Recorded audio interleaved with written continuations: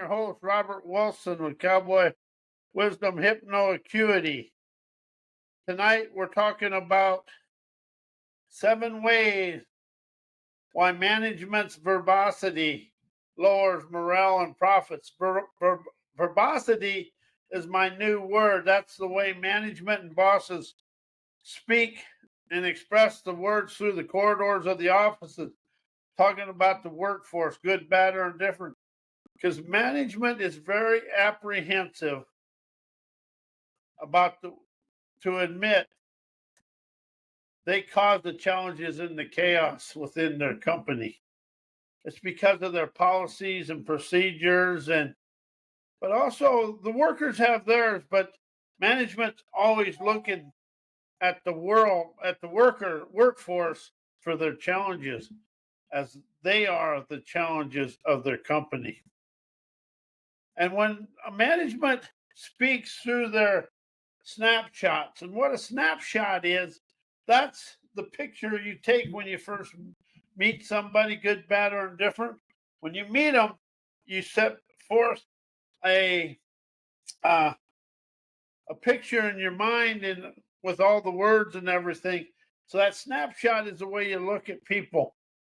And people never allow people to get out of that snapshot. And if you take a snapshot of somebody and you think they're bad for their life until you address that snapshot within yourself. And the management usually has kind of a pessimistic power towards the workforce, because they're always looking at the workforce as what's wrong rather than being grateful. And every workforce has got people that should be let go. I worked many a jobs but a lot of times the people that they really management should let go are their pets, or I call them suckasses. And that way they keep a hold of them. And the pessimistic power of the management is the workforce is never good enough or fast enough. But yet they're working with their tools, equipment, and they're within their procedures and structures. And a pessimistic power breaks down and stops open communication, as the egotistical arrogance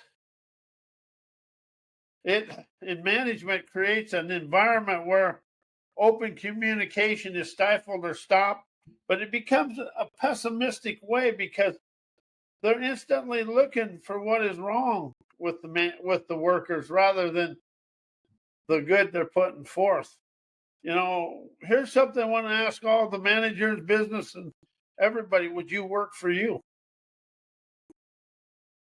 Because what I've witnessed a lot in my life is management creates the challenges. And management, when it comes to spending $400 or $500 to get a tool or a piece of equipment out there to do something that went awry, the management says no. So we watch management spend $2,000 to do what a $500 tool would have took in a day. Management sometimes is their own worst enemy, just like we are in our own lives. But egotistical arrogance creates an environment where people become stifled, and then they start grouping up and start talking about the management. And as I look forward and forth on this, the leadership of a company causes their own challenges because they're unwilling to communicate. And as soon as that arrogance comes out there, then the workforce understands the arrogance. And that arrogance instantly discourages the employees from sharing ideas and concerns, or even giving feedback that would help the company.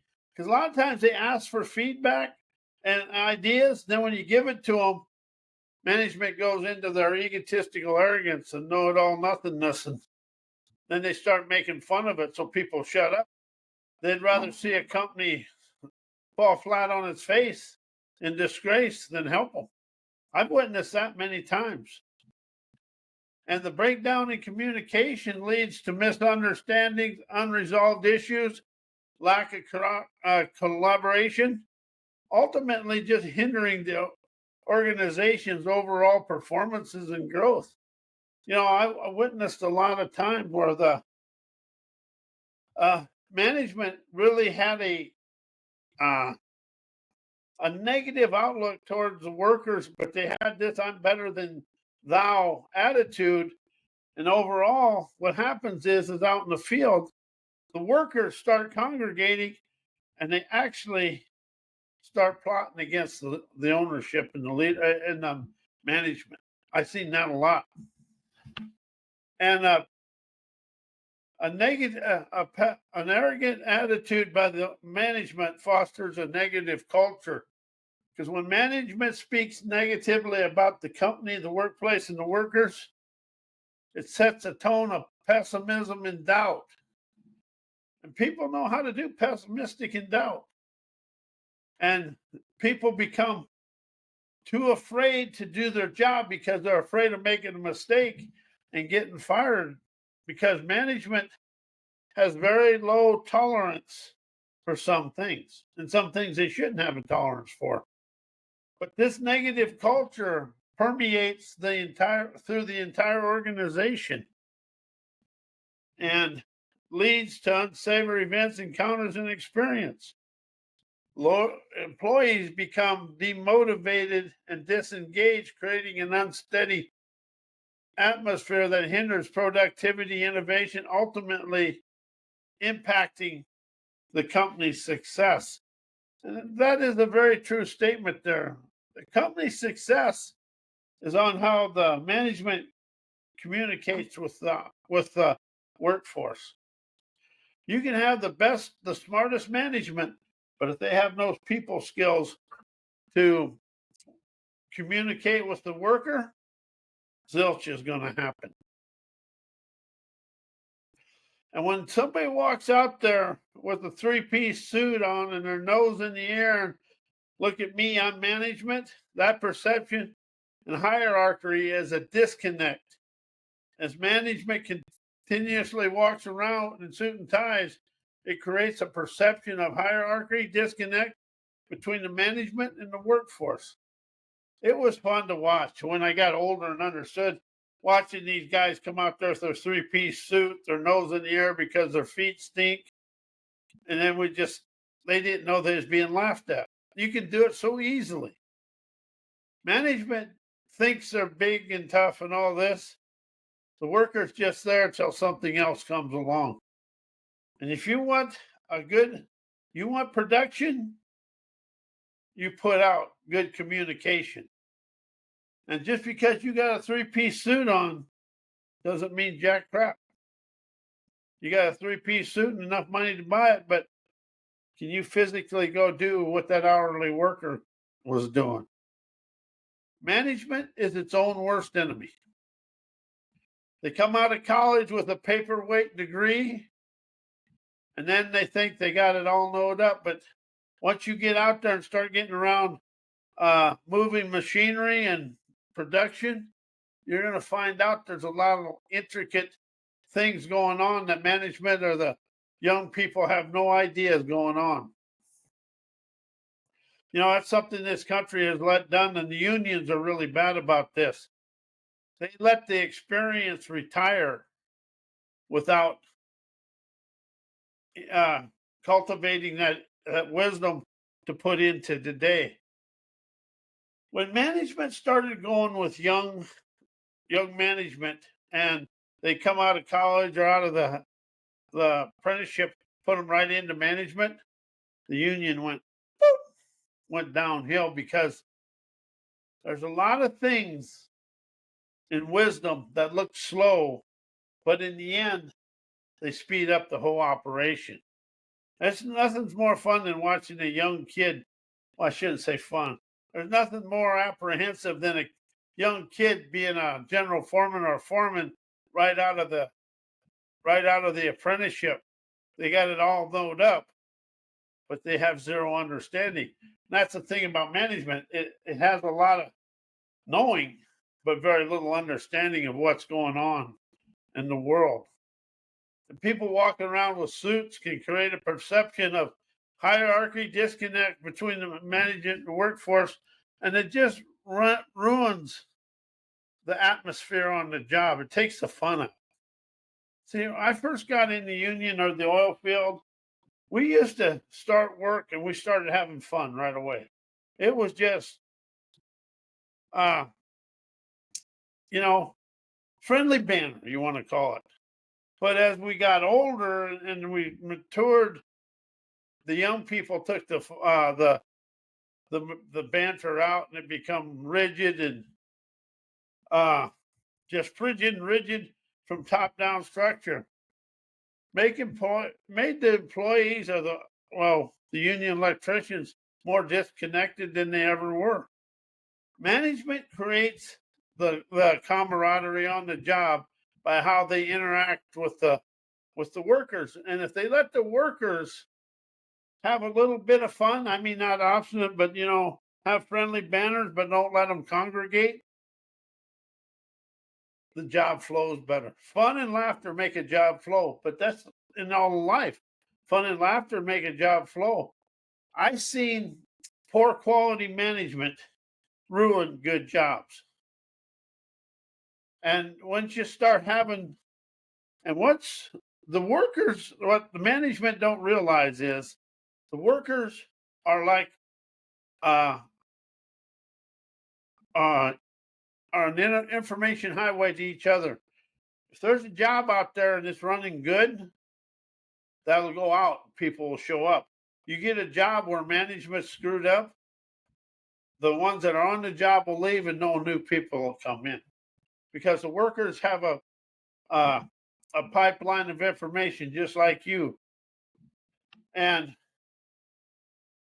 when you have an arrogant boss, the employees feel less connected and value. This really lowers the morale, and it causes the workforce just to want to find corners and hide in and have a bullshit session rather than do their job. And everybody says the workers stand around. If they're standing around, that's our management's problem. Because management isn't always the most forthright and the wisest in the world. Any company that's having trouble out there, look at your management. That's where your challenges begin. And the thing about a job is the wisdom to do the job is in the workers. It's the management's job to facilitate it. But sometimes management lacks the facilitating foresight to do the job. Especially now they hire them fresh out of college, straight out into the field. They lack the communicative wizardry to make the job go. And I'm going to say this, when I got in the union in 91, they could facilitate a job really well. But as we went on and they started bringing in more young foremen and more young people, and then people come in and wanted to be foreman first day, that made a job very unstable and unsavory. There were some of them were good now, don't get me wrong, but some of them just stalled the job out. And people just, when you make a workforce mad, they're gonna find ways to slow it down and you won't even catch them. So it's up to management to communicate goodwill. But also management usually makes the biggest suck asses and ass kissers foreman, general foreman, and lead positions. As I'm awakened and aware, management's verbosity is smug. A smug language manager speaks about the workforce, then blaming the workforce for the company's challenges, and then shaming the individual workers. As this leads, as in the field, then people do anything they can to irritate management. management creates its own challenges. And then they go out in the field, and the one will run up and kiss them on the cheek when they walk up and tell them, "Oh my God, you're doing a good job." That's who companies make foremen or lead positions. And in a lead position, usually when the company slides into chaos and challenges, the people they have in leadership and foremanship, or whatever you want to call it, they lack the ability to rise the company out of it. What I really want people to understand, everything a company thinks and knows about doing anything about their company is a limitation. Because everything in your job is present moment. And when you can open up to understand, management made all the choices to get the job to where it's at today. You can never blame the worker for the condition of the job. However, you can blame the workers responsible for facilitating it. But if you ain't put people in the leadership positions like foreman, general foreman, it's it's management's responsibility, because management may think they know, but they lack the understanding of the people. And what I really understand about it is you watch the foreman or the foreman, general foreman, you watch management when there's a bind and the job gets into some chaos, and watch how they handle that. That's going to show the workers, because they're watching management do their thing. And sometimes they win, sometimes they lose. But if the management is forthright with the workers and tells them, we need to get this done and this done and this done, will you help us? They'll help you. But if you come out and say, you guys screwed this up, you guys screwed that up, they're going to lay down on you. The workforce may not have that college degree, but that workforce has got the wisdom to do it. And something I've opened up to today is college educated degrees are paper weighted knowledge. Degrees have no wisdom in them, and they have no understanding on how the job goes. And when management struts around with an indoctrinated egotism, showcasing high sneering smears of sabotage, showcases their lack of clear and respectful communication to the worker. The workers, they have the same thing going on as the management. Workers have 60,000 thoughts and 85,000 emotions, a home life and a personal life and everything going, just like management. And you come out there and you upset that flow. How many workers you have? Multiply that by 85,000 emotions, 60,000 thoughts. What do you have going on? I ain't saying all they want to be treated is with respect and talked to with respect. And the wisdom of any company is in the workforce. The knowledge is in the office.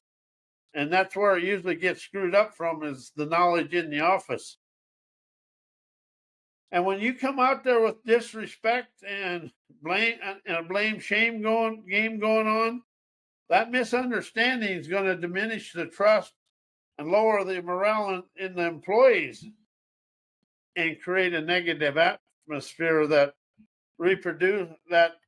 reduces productivity, bitching and belly aching, bitching and moaning. It really takes away from the job. And it really shuts down the innovation.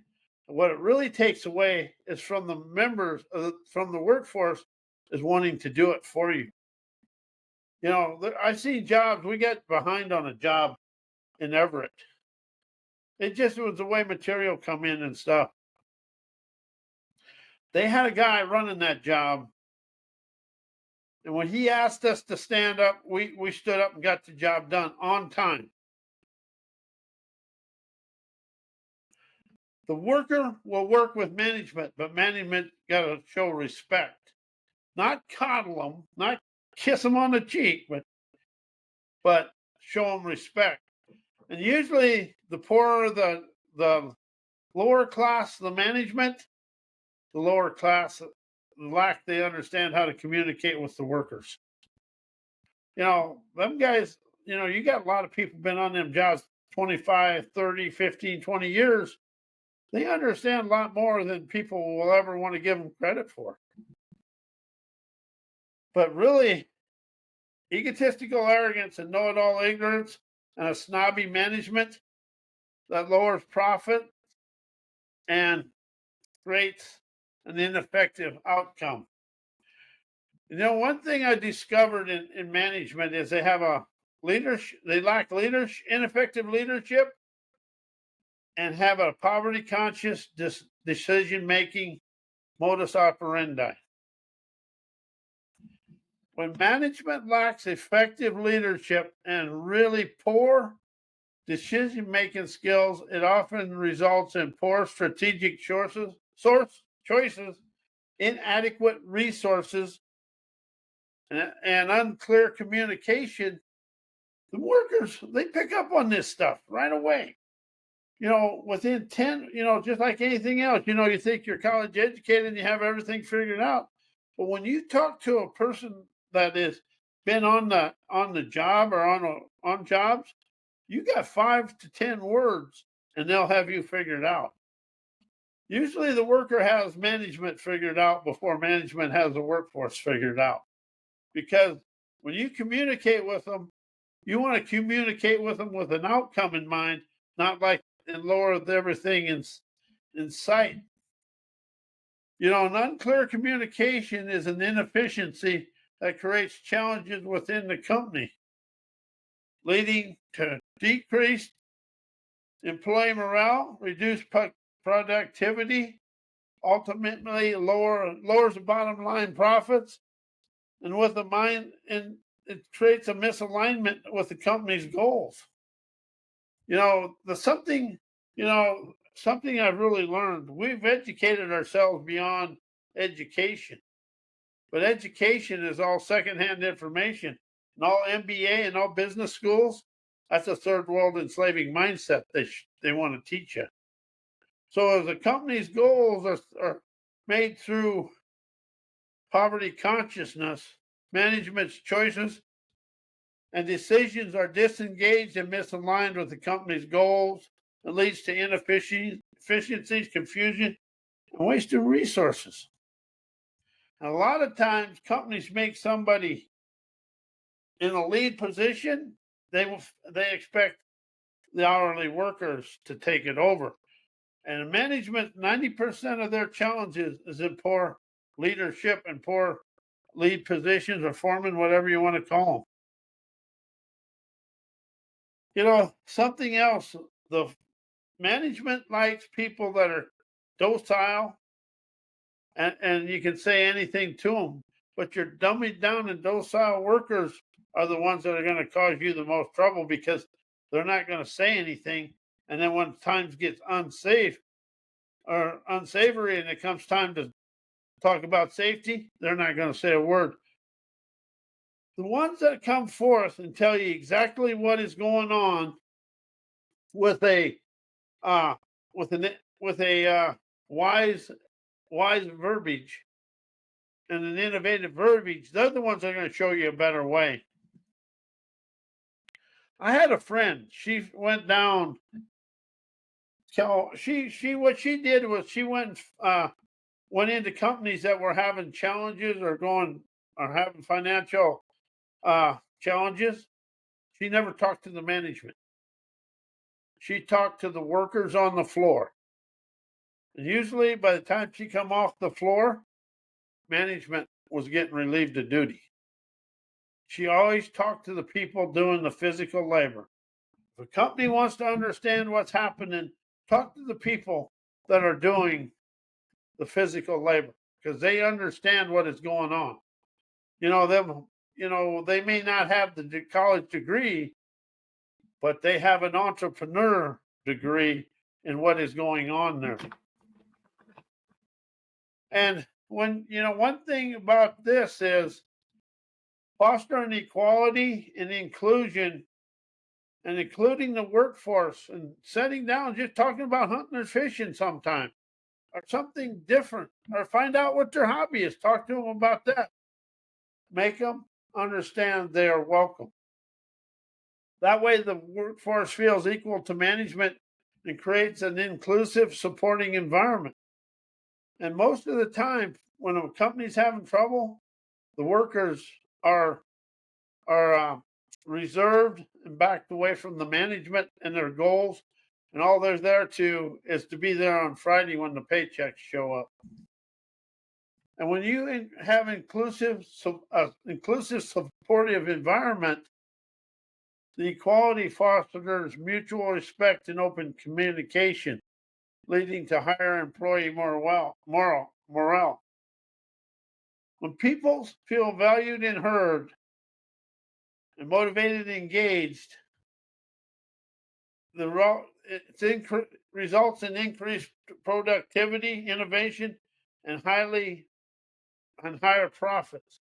Something I understand is when management is downgrading the workforce, well, you may think you're downgrading them, but they've already downgraded you more. So it's how you communicate with your people. Communicate with an open-ended skill, lingo, and the lingo will lead you to a better profit. The way you talk to your people, good, bad, or indifferent, is the outcomes you're going to experience on your job and in your company. I am Robert A. Wilson, and I want to thank you, and may your evening be as blessed as you are a blessing to me in the world.